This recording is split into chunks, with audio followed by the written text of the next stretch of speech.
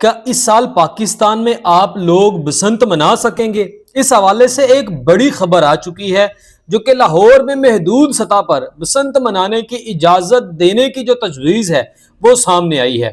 ذرائع نے بتایا کہ بسنت فیسٹیول صرف 2 روز کے لیے جو کہ ہفتے اور اتوار کو منانے کی تجویز سامنے آئی ہے۔ ذرائع کا کہنا ہے کہ ڈی سی لاہور کی جانب سے بسنت سے متعلق جو سفارشات ہیں وہ حکومت کو پیش کی گئی ہیں۔ ذرائع کے مطابق بسنت اندرون شہر کے علاقے تک صرف محدود ہوگی۔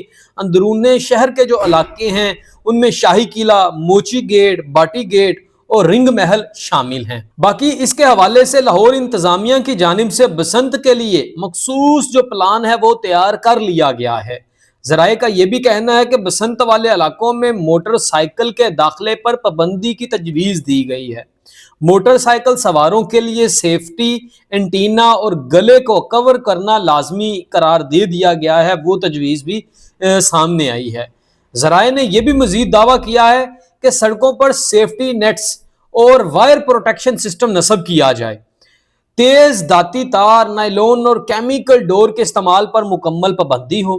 صرف کپاس یا نشاستے سے تیار شدہ ڈور کے استعمال کی اجازت ہوگی۔